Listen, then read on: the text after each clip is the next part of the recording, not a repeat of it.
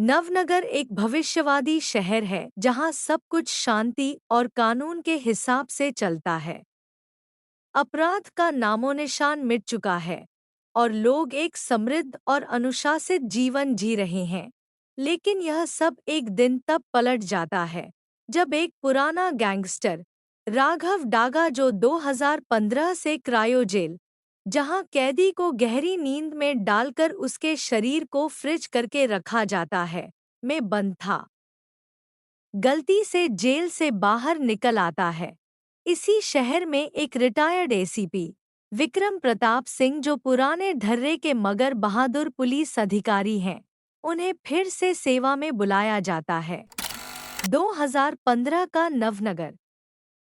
राघव डागा एक निर्दयी और चतुर अपराधी है जो शहर में आतंक मचाए हुए है। वह चोरी, हत्या और विस्फोट जैसे गंभीर अपराध करता है। एक दिन उसने एक पूरी बस्ती को उड़ा दिया। इस केस की जांच एसीपी विक्रम प्रताप सिंह को सौंपी जाती है। विक्रम एक सख्त और जिद्दी पुलिस अधिकारी हैं जो किसी भी कीमत पर राघव को गिरफ्तार करने का प्रण करते हैं। राघव हंसते हुए बोलता है, विक्रम, तू मुझे पकड़ने की कोशिश में अपनी जिंदगी भी बर्बाद कर देगा, लेकिन मुझे कोई नहीं पकड़ सकता। विक्रम गुस्से से बोलता है, कानून के हाथ लंबे होते हैं और तेरे जैसे गुनाहगार ज्यादा दूर तक भाग नहीं सकते। एक बड़े ऑपरेशन के बाद विक्रम राघव को पकड़ने में सफल हो जाते हैं।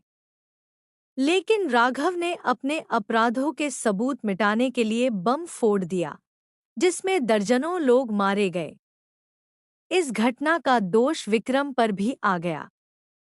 दोनों को सजा के तौर पर क्रायोजेल में डाल दिया गया, जहां उन्हें भविष्य के लिए फ्रीज कर दिया गया। साल 2050। नवनगर भारत का सबसे सुरक्षित और तकनीकी रूप से उन्नत शहर है। यहाँ की पुलिस भी अपराध को रोकने की बजाय शांति बनाए रखने के लिए प्रशिक्षित है। सारा सिस्टम ऑटोमेटिक हो चुका है। लोग हर काम के लिए रोबोट और एआई का सहारा लेते हैं। एक दिन क्रायोजेल के सिस्टम में गलती हो जाती है और राघव डागा, जो 2015 से फ्रीज किया गया था, गलती से बाहर आ जाता है। वह अपनी आज़ादी का जश्न मनाता है। राघव हंसते हुए बोलता है, वाह, ये दुनिया तो पूरी बदल गई है। अब इस आदर्श शहर को तबाह करने में और भी मजा आएगा। राघव जल्द ही शहर के सिस्टम को हैक कर लेता है। वह सरकार और पुलिस के नेटवर्क में सेंध लगाकर पूरे शहर में दहशत फैलाने लगता है। पुलिस इस तकनीकी अपराध को रोकने में नाकाम साबित होती है। शहर के पुलिस कमिश्नर बोलते हैं, हमारे पास इसके लिए कोई प्लान नहीं है। यह अपराध ही हमारी तकनीक से भी आगे है। शहर के डीआईजी बोलते हैं, हमें उस जमाने के किसी पुलिस अधिकारी की जरूरत है जिसने ऐसे अपराधियों को संभाला हो। पुलिस कमिश्नर जवाब देते हैं, हमारे पास सिर्फ एक ही उपाय है, एसीपी विक्रम प्रताप सिंह। एसीपी विक्रम को क्रायोजेल से बाहर निकाला जाता है। जैसे ही वह अपनी आंखें खोलते हैं, उनके सामने एक बिल्कुल नई दुनिया होती है। विक्रम हैरान होकर कहता है, ये सब क्या है? ये शहर, ये लोग, सब बदल गए हैं। उनके सामने ऑफिसर प्रिया आती हैं, जो नवनगर पुलिस की सबसे होशियार और युवा अधिकारी हैं। प्रिया जवाब देती है, सर, मैं ऑफिसर प्रिया हूँ। हमें आपकी मदद की जरूरत है। राघव डागा इस शहर को तबाह कर रहा है। विक्रम आश्चर्य से बोलता है, राघव, वो अभी भी जिंदा है? प्रिया ने कहा, जी हाँ सर, उसे गलती से छोड़ दिया गया है, लेकिन हम उसे रोक नहीं पा रहे। हमें आपकी पुरानी पुलिस तकनीकों की जरूरत है। विक्रम धीरे धीरे नए युग को समझने की कोशिश करते हैं, लेकिन उनका पुराना अंदाज कई बार मजाक का कारण बनता है। विक्रम बोलता है, तुम्हारी पुलिस क्या सिर्फ कंप्यूटर पर बैठकर काम करती है? प्रिया मुस्कुराते हुए बोलती है, सर, ये जमाना अब डिजिटल हो चुका है, लेकिन आपके अनुभव से हमें राघव को रोकने में मदद मिलेगी। राघव डागा शहर के सबसे बड़े मॉल को हाईजैक कर लेता है।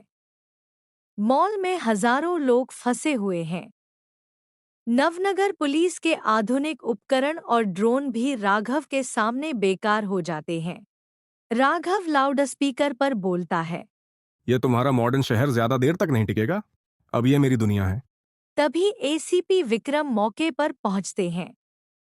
उनके पास न तो आधुनिक हथियार हैं, न कोई तकनीकी सहायता, लेकिन उनके पास साहस और अनुभव है।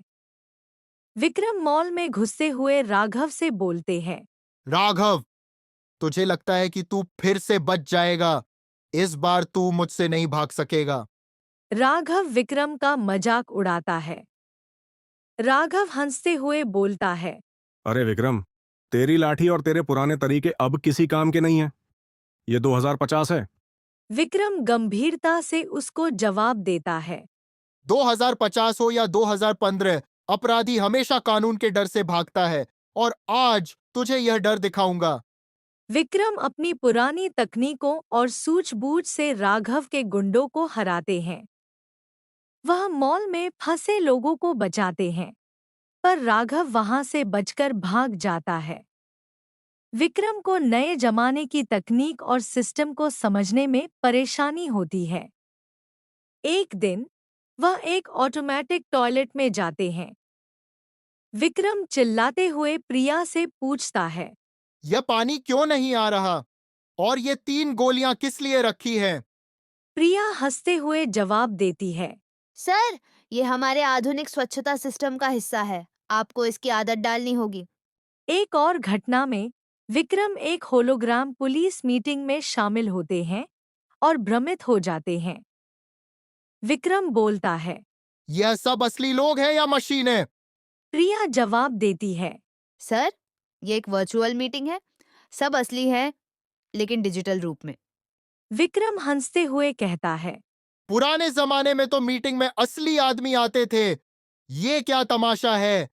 राघव डागा नवनगर के पावर प्लांट को उड़ाने की योजना बनाता है।